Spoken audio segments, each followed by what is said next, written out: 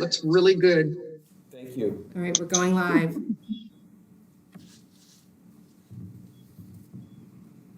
Yeah, nice haircut.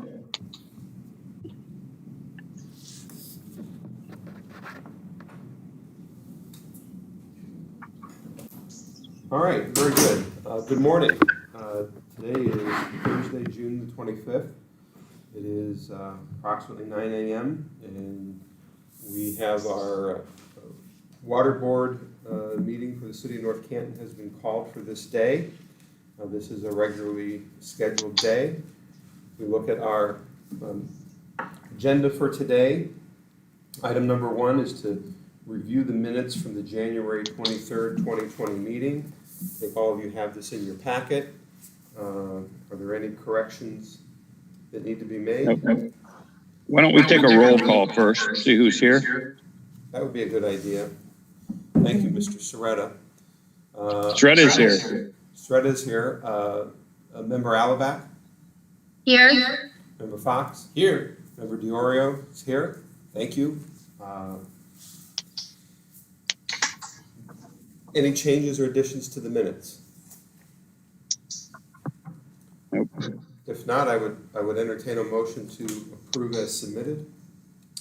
Motion to approve minutes, Shredda. Fox. All those in favor signify by saying aye. Aye. Aye. Opposed? Minutes are approved. Item number 2, it's COVID-19 delinquent water account discussions. And I believe that our Director of Finance and Director of Law will be contributing to this discussion. So I'm going to let Director of Finance, Gina Albeck, to proceed. Gina, what can you tell us about this item agenda? So going back to original orders issued by the Ohio EPA, the city was no longer through the COVID period to shut off or disconnect water due to non-payment. That was during the state of emergency, and that those orders have been lifted effective July 10th. So we wanted to put into place a timeline to give our customers a chance to catch up on their bills, set up payment plans if they need to. And so we were asking for some relief on the turn-on fee, the $100 turn-on fee. And we're asking for relief of that for the next 3 months. The process that we put into place, we have 134 delinquent water accounts that are eligible for shut-off at this point. Yet Tuesday of this week, we sent reminder letters to those 134 delinquent account holders. And we're urging them to either pay their bill or get set up on a payment plan. They can only get set up on a payment plan by calling our office and speaking with the utility account clerks. So if they get set up on a payment plan prior to July 15th, then everything will go, their current bill will be due plus their payment plan effective with the July billing. So they receive the letter. In another couple of weeks, they'll receive their next bill. So letting everyone know, the penalties will resume on July. I'm sorry, Gina, you're cutting out. Yeah, you're cutting out with those dates. Okay. Is that better if I hold the phone a little closer, maybe? Yep. Okay. The executive orders have been lifted July 10th. Therefore, the city, the delinquent penalties will resume on July 15th, and all the shut-off procedures will resume August 25th. Okay. So customers will have until July 15th to get their accounts set up on payment plans or paid. And then we're asking for the waiver of the turn-on fee for 3 months. Since we weren't allowed to shut off for 3 months, we'd like to give them the next 3 months to catch up. So we're asking for a waiver on the turn-on fee for August, September, and October of this year.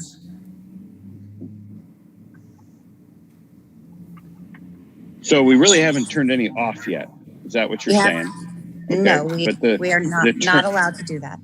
Okay, I get that. So the turn-on fee, though, was $100. Correct. And since nobody's off right now, what you're saying is that we're giving them a chance to catch up, get on a payment plan before we turn you off.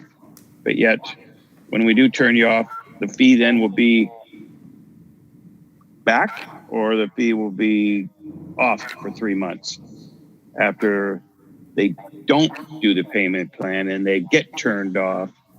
Where does that 3 months end then? Am I on the right line, or am I off base completely? That's what I'm saying. Are we going to be going into November, December, and then charge them $100 or not charge them $100 when their fee comes back on? I just want to understand what could happen here. Mark, if I may, Yeah. so that I had a better understanding of it myself, I looked to the original order that was issued March 31st. This was from Ohio EPA Director Laura Stevenson, and essentially it goes through COVID and state of emergency and so forth, and then it goes into the order from the director, and this states that during the state of emergency regarding COVID-19, a public water system shall not disconnect customers due, and is for this reason, non-payment of fees and charges. And then it states, upon request by a customer whose service was disconnected on or after January 1st, 2020, as a result of non-payment of fees and charges, that a public water system shall, as expeditiously as possible, restore drinking water service to the customer. It will also waive all fees for a reconnection in the service and provide the customer with guidance, procedures, so forth for flushing and so forth. And the fees that they're talking about, that those are for the reconnection of the service. And it says it's the actual reconnection costs. It's not intended to prevent a public water system from sending a monthly bill to the customer based on the actual water usage after connection. And then it states that it'll be valid until the emergency order is lifted. So, yeah, I get that. We don't want to charge anybody to turn them back on, but we haven't turned anybody off yet. Correct. So there's no reason to charge them $100 because there's nobody off. Now we're going to give them 3 months to get on a payment plan, and then we will turn them off, or then we will say, no, we're not going to turn you off. 2 more documents for you. So June 12th, there is the follow-up order from the director of Ohio EPA, and it states that as the state has lifted the stay-at-home order, has reopened businesses, restaurants, retail stores, and other establishments, Ohio EPA will begin the process of revoking, terminating that March 31st order, and it will be effective 30 days from this letter, and states it comes into effect July 10th, 2020. So it says during the week of June 22nd, which is this week, you'd like you to participate in some virtual meetings to discuss immediate steps for your community with customers that may be struggling with their bills, that a state regulatory agency can only go so far, but they stand ready to assist, to help deliver clean water. Then they put out a consideration guidelines for restoring water. And in the section for considerations for water service restoration include the following. Customers with water service that was shut off since January 1st, 2020 must request reconnection to the water system. Shutoffs that occurred prior to this date are not subject to the order. Water restoration should be evaluated on a case-by-case basis with the following considerations for safe drinking water and infrastructure protection. It says only required to restore service where non-payment was due to lack of ability to pay was the issue. The property must be currently occupied as a residential property or essential business. The property owner must be present during the turn-on so that it's checked for leaks and be given internal plumbing instructions. Individuals who rent must work through their property owner or the representative. And if service for a business or any homes with auxiliary service, there's potential backflow issues, and they should contact their. Okay, I get that, Tim. You're gonna have to read the whole thing to me. What I'm trying to understand here is, how long are we going to relieve the $100 turn-off fee? I guess that's what I come down to. How long are we talking about then? When will that come back? I would like to have a blanket rule of the city that we are not going to charge Charge our phone? $100. You cut out, Gina.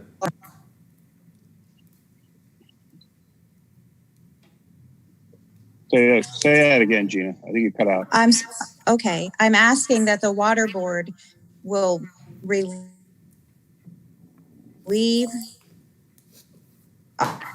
fee because we will begin shutoffs again in August. July 10th, all of this order lifts. The penalties start resuming July 15th. We're giving customers until July 15th to either pay their bill or get set up on a payment plan. So come August, the first shutoff date would be, I think, August 25th. We're asking the water board to relieve all of the shutoff fees, or turn-on fees, for August, September, and October on a blanket case, all of them, for 3 months. Yeah, I think I understand that. So you're giving people an opportunity to get into compliance, and if they fail to do so, then beginning at that date in August, water is going to be shut off. And what you're asking is that as this process moves forward through the months of August, September, and October, you would like to waive the $100 turn-on fee when these people realize they do have to get into compliance. Correct. Mark, does that help? Well, that's exactly what it is. I know. I'm just trying to gather how we're the nicest people in the world. There's no doubt about it, and we're very compassionate about people. We're giving them 2 or 3 months to get on a payment plan, and then we will shut them off, and they don't need to worry about coming back on because we're not going to charge them anything. It just seems like a long time, is what I'm saying. I'm all for giving people a break. It just seems like by the time October rolls around and nobody's paid, or they don't need to worry about a shut off fee. They can have that thing shut off for half the year right now. But they'll have no water. Right, I get that. Well, right. We still won't turn them back on until they pay their bill. And come August, we are shutting these off. If 134 accounts have not made a payment or set up on a payment plan, we'll shut them all off. Yeah. And I'm all for it. I'm just saying the whole idea of the $100, I mentioned this to Gina, the whole idea of the $100 turn on fee is that people just don't keep turning it on and off yearly. And our guys have to go out there and keep turning that on and off. If they see that it's $100, they're going to think twice about doing that. And we have fees and everything going on. So I get it. And we're very compassionate about this. I think maybe a little bit too much, but I'm all for this. Let's go with it. Can we contemplate limiting this to one time? Because there was a lot of information that was spread out when this order came down that you no longer have to pay your water bill and that you won't have to pay a reconnection fee. And so perhaps some of those that had the ability to pay chose not to pay. And once we reinstate and don't charge for that reconnection, perhaps we make sure that any subsequent are not going to enjoy that blanket coverage. However, they may go through the normal process of applying for relief through the board, because there may be some other reason, but we don't want the reason to be manipulating us. Okay, so one time. I think we had to make sure that's in there. And the second So- can be, any subsequent will be the normal application we could for a good cause. So the one time would just be for August. On August shutoffs, we're not going to charge $100 to turn you back on. Yes. Not one Well, time per customer, Well- just August, period. No, I was thinking during that 3 months that you were talking about. Okay, if they come on in August, they want it turned back on, we won't charge them. But if they again get it turned off in September, we're going to charge them the next time to turn it on. Does that make sense? Yes. That was my thought pattern of the whole idea. That's Well, what I intended, yes. Gina, does that make sense? It does. I'm just trying to keep administratively, I mean, this is a large number of accounts already that normally we don't have. And I don't want to have more administrative work to go in and check their account and then see if they've had a turn-on fee or not. Because if they Well, get they- set up on their payment plan by July 15th, we're not going to shut them off in August anyways. It's only if these people have not made a single payment at all. Right. Right. We're going to turn them all off Yeah, I would until agree. they pay. My concern when listening to, where, Mark and Tim were on this is, I think administratively, it's asking too much at this time to keep track of whether or not somebody came on the system, off the system. I think if they get the one-time shot in August, listen, you enter into a payment plan, you're on the payment plan, or you pay it. Otherwise, you're shut off in August. So let's say you comply, 100 people of the 134 comply, and they avoid having their water shut off in August. But somewhere along the way, in September or October, they quit making payments again. They're going to follow the regular procedure that we would normally do when we have somebody that doesn't pay their bill. But I think what Gina's looking at is it's this 134 one time in August. You get your exemption of getting your water fee turn on waived. But once you're on our grid, getting off the grid again, you follow the normal procedures. And that way, I'm fine with that. Yeah, that's more conservative than I was thinking. So yeah, that's fine. Agreed. That's fine. Gina, is that what you were thinking? Yes, that works. Okay. That works. All right, so I made a note. At some point here, we're going to need a motion for that. Gina, what else do you need on this? I believe that's all. Okay, That will so- enable us to put the procedures in place and follow those. I understand exactly what we're going to do. Okay, so ask the law director then, is the motion that we need is only on the matter of waiving the $100 turn-on fee for the month of August? Or should we, how do we want to word this motion? I think that, as you had stated, waiving the turn-on fee during the month of August, and for any customers that have subsequent shutoffs after that first waiver, that they would follow the regular application for relief through the water board. Okay. I'm going to take that as a motion. And Okay. I'll is there a second it. Shred it. So it's been moved and seconded, and we will ask all those to vote in favor of that. Say aye. Aye. Aye. Aye. All those opposed? Okay, that motion carries. Any other discussion under that section, Gina, of the COVID-19 relief? No, that's all on that. All right, then, I do want to say, then for the record, the Director of Law has provided some documents that will make part of the packet. We have a publication from the Division of Drinking and Groundwaters from March 2020.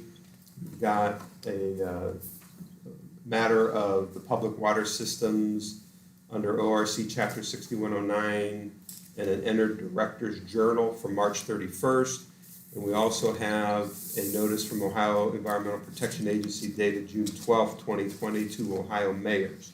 So that should complete the portion of this packet.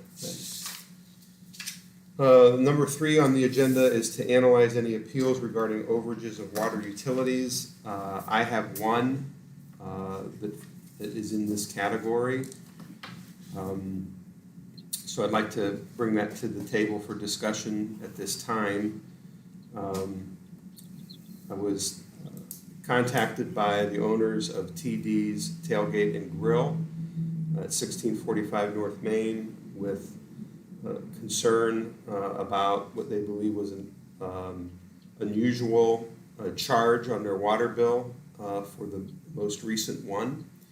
And I had the opportunity to go up there, discuss this with them, have our water treatment or water distribution superintendent go with me as well. And so here's what we have there is that normally pre-COVID, their water bill is somewhere in the area of $350. I'd have to look up each one of those previous 3 months to see what the actual number was, but that is what the owner's assertion is. And the water bill the recent one is for the service date of April 5th to May 5th. And the bill was for $678 and change, which is more than double what he would normally pay. And he's indicating to me that this is during the height of the COVID shutdown. We weren't even in operation in April until we could get back up. So it makes it peculiar that the usage would double. In talking with the superintendent, we have had some issues arise up in that general area, the northwest side, where we're getting some potentially strange readings, but also some brown water. And so this could be a situation where,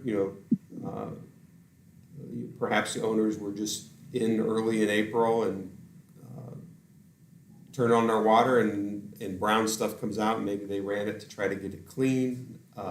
We've had some of that down on the southeast side of town in the residential area off of Red Coach. A lot of brown water that strangely appeared and then disappeared. But so I'm believing that the case here is that we've not been able to determine to 100% satisfaction that the owner is at fault here or that the meter is at fault here. And I believe that this falls into the line of what we have done previously for other entities, one-off basis.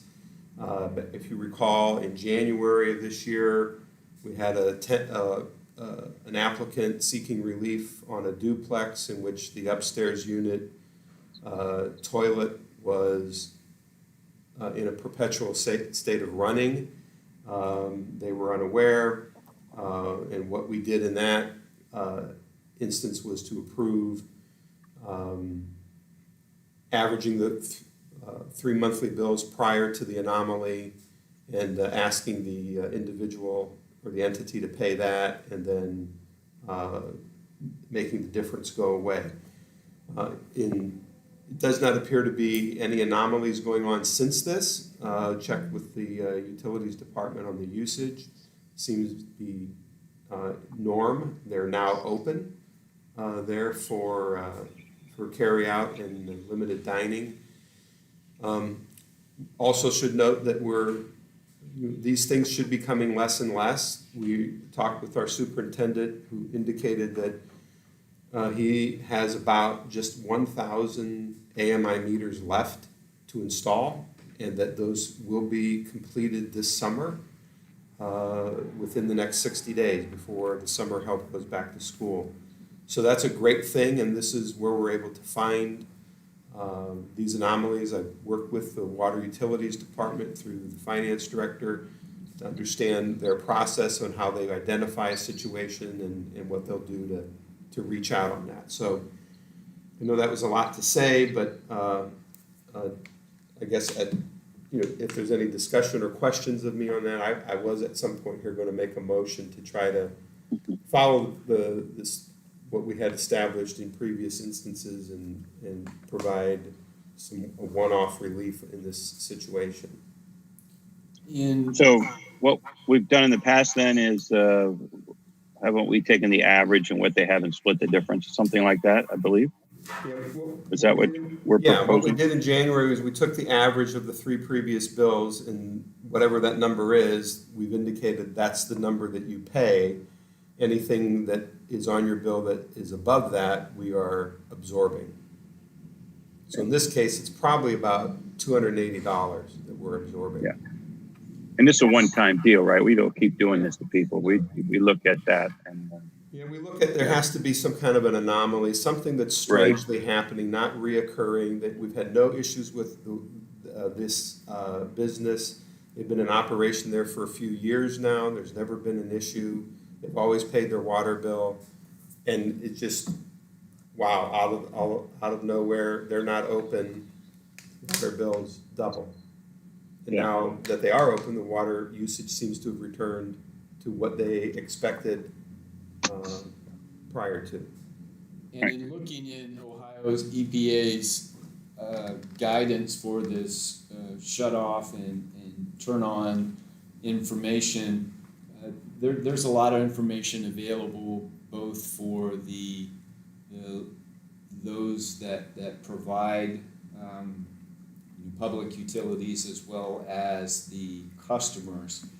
And it did mention the situation, how it differs for someone who's has a spike in their bill for a resident. Is this someone who may be a snowbird and just wouldn't be there, perhaps for a running toilet or something that happens with that flat valve that could occur that could keep the water running, and they're simply not there during that period of time, versus someone that would be there and notice something like that. The same comparison to those seasonal businesses that are only open in the warm weather and closed down. Did this type of anomaly occur when they were closed up and wouldn't have someone in there from day to day? Or is this a business that's open 7 days a week? And to take those things into consideration. And so here, although this business pre-COVID was open 7 days a week, this anomaly did occur when they were closed. And so it's not unreasonable that if there was some sort of water leak or excessive usage, that they probably wouldn't have someone in there on a daily basis to recognize this, so it could have gone several days unnoticed. So that's just something that Ohio EPA recommends that utility providers take into consideration, and I think Patrick has indeed covered that this place was indeed closed and wasn't even providing the takeout. Okay, that sounds, I really, I liked what we did before. I think it works well into this. I think, we are a community of fairness and compassion, and this fits right into how we want to be in our business. So I'm good with it.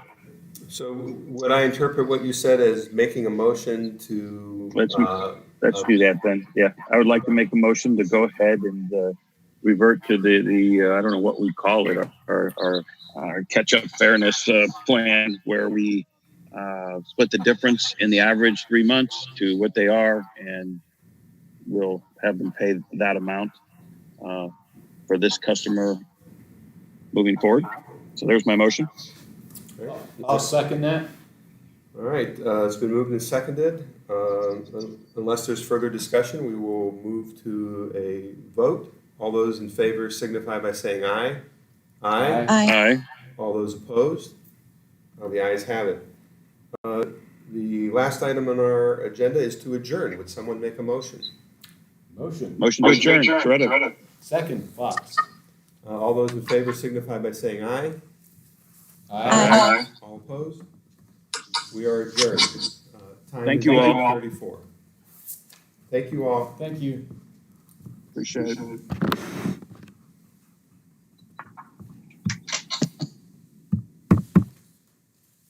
Have a good day, everyone. Thank you. Thank you.